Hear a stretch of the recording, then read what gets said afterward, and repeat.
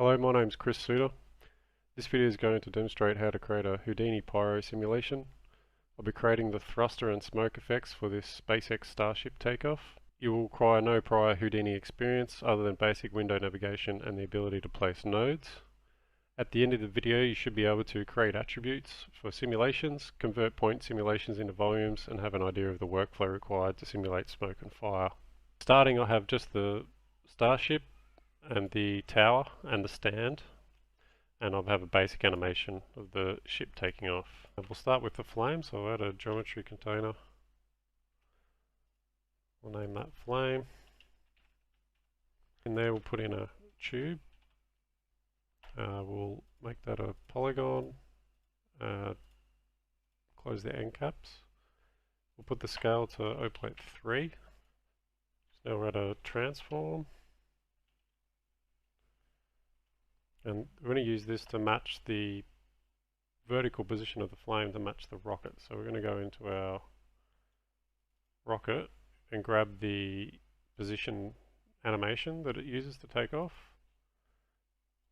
and copy that into the position of the flame, pace relative reference. And we'll probably just need an offset that just so it stays underneath the rocket. Now we're at our points from volume. Change the point separation to 0.04. The jitter seed we want to put in $F for grab the current frame just to randomize it up a bit as it goes along. And we'll change the jitter scale to 3 and we'll add the scale to the attributes, turn that on. Next we're going to create the attributes, so we use a PYRO source node. We'll change the particle separation to 0.02 and we'll add 4 attributes.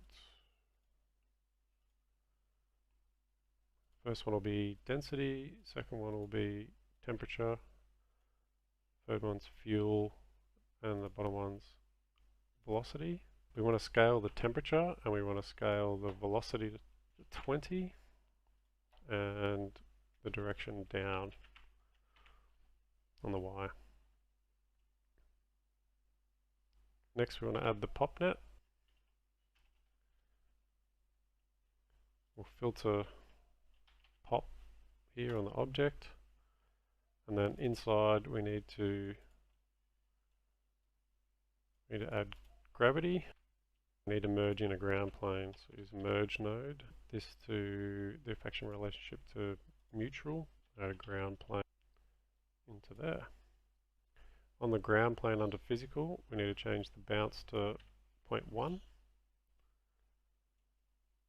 We can remove this merge, pop force. We'll just leave that at default, it's just adding some turbulence. And then for the source we need to change that to points because we're passing in points.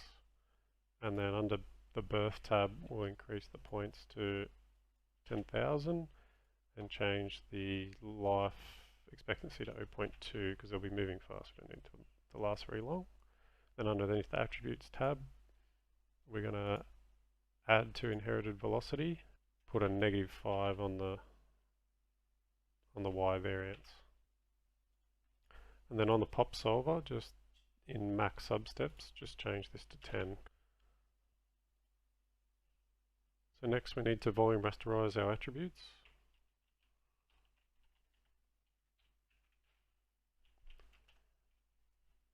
We'll just pass in all our attributes here, so density, temperature, fuel and velocity.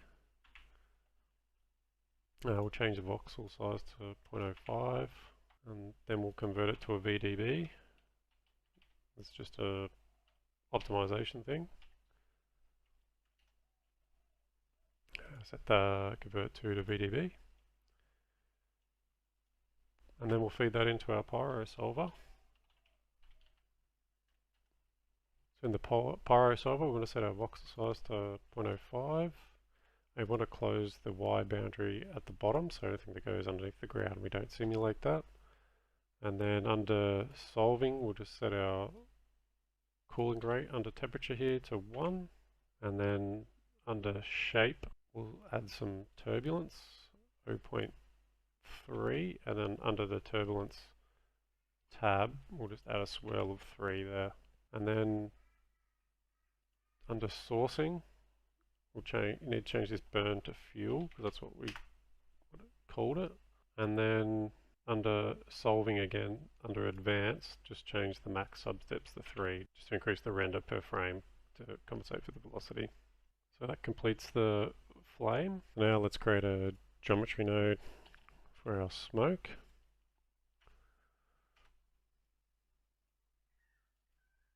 And in here we're going to do a similar setup, so we'll create another tube. We'll make the height 0.2. We'll need to change that to a polygon. Close the end caps. And then we'll just transform that.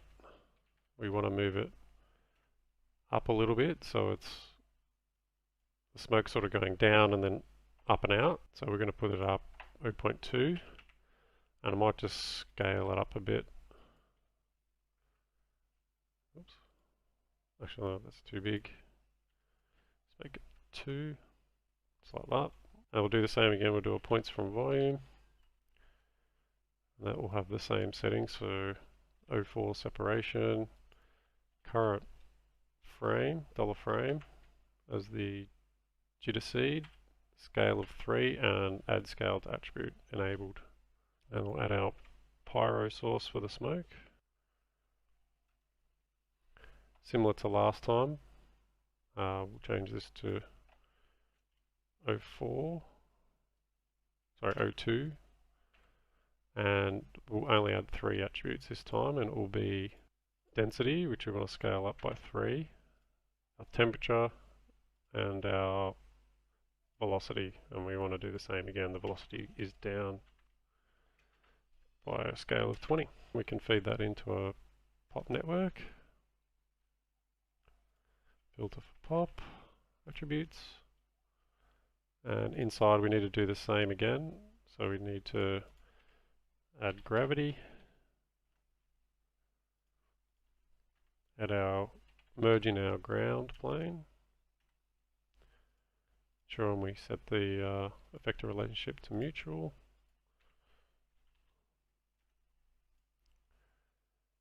And again on the ground plane we just want to set the bounce to 1. And we'll replace the pop force in here. But this time we'll add a bit more noise. So we'll add 15 amplitude, reduce the roughness to 0.1. We'll add 10 turbulence.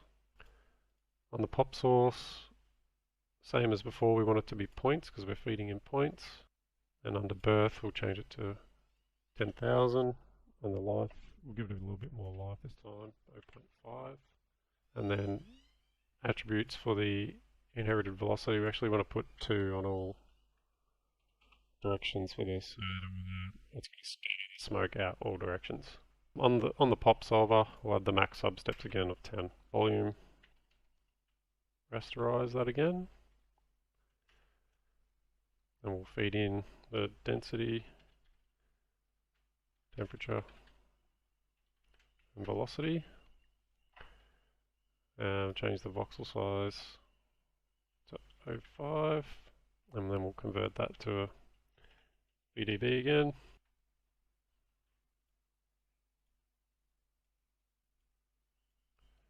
Convert to VDB. And then we'll put that into the PYRO solver.